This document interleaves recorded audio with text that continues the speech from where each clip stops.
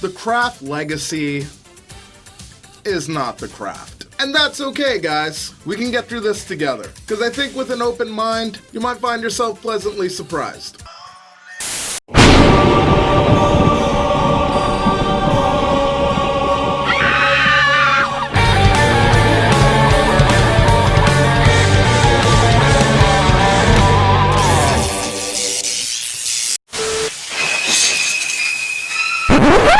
Remember, watch the whole video.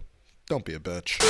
Now, The Craft Legacy is the direct sequel to the 1996 cult classic film The Craft. And that's where I want to start with this thing. This, in every respect that matters, is a sequel. I know the trailer definitely suited this thing up to be like a fucking carbon copy and shit. And I know that there's more than enough people out here bitching and moaning about it being the exact same thing. But in all honesty, I think that's kind of unfair. Now, are there familiar beats to the first film? Abso-fucking-lutely, big time. It's there. I would even go as far as to say that the first like 30 to like 40 minutes are it's just The Craft. It's a group of teenage witches looking for their fourth, a new girl in a new town, a bully in awakening of powers. It's the fucking Craft, and that's easy to roll your eyes at. However, even with that in mind, I did enjoy this group of girls. I liked the dynamic of this new group of friends. I really dug how they interacted with one another,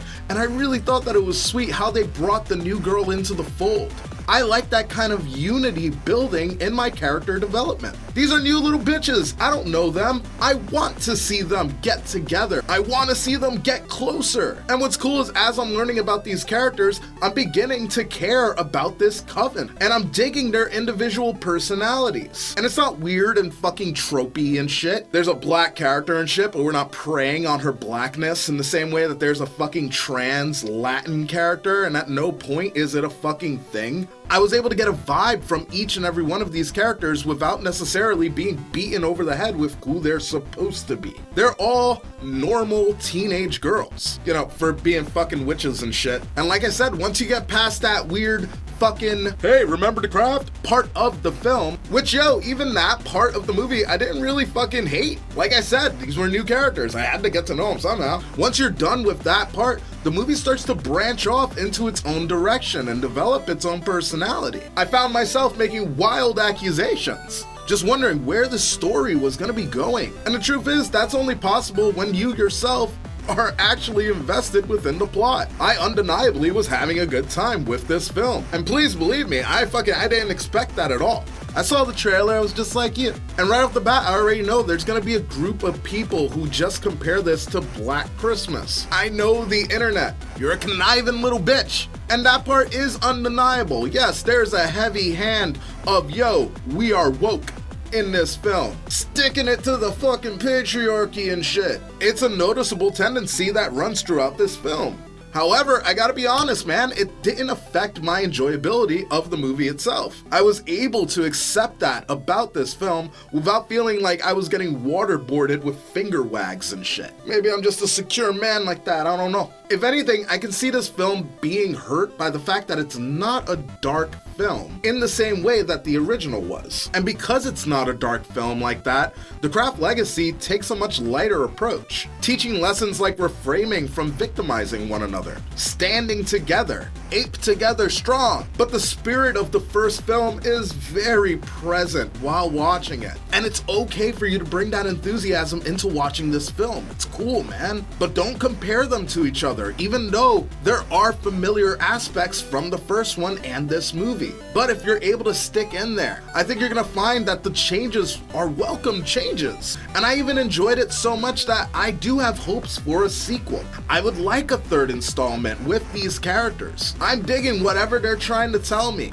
And especially with the way that this movie ends, I'm excited to hear those stories. I really wish I could say more about this film, but I really don't want to spoil it just yet. But I wanted to put something out because I could just feel that there's going to be a bunch of people saying that this sucks, and that's not the case. The Craft Legacy isn't The Craft, and that's okay. Thanks for staying till the end of my video and not being a bitch. Make sure that you subscribe and hit the notification bell so that way you know when my next video is up. Check out the description of this video so that way you can follow me across my social media and maybe become a Patreon if you want to put food in my mouth. I'll see you guys on the next one.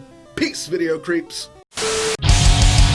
Let me tell you about my Patreons and ons and ons and ons. How they go beyond and on and on and on. Rebecca reviews, Desmond flicks and Butcher's Grindhouse. It's just fine how Splatter Vision, Larry Sherman, Kyoko, Corey Stewart,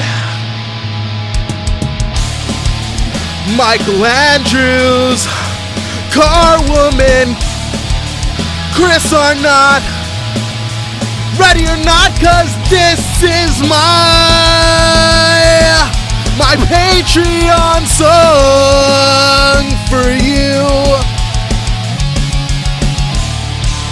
This is my Patreon song for you.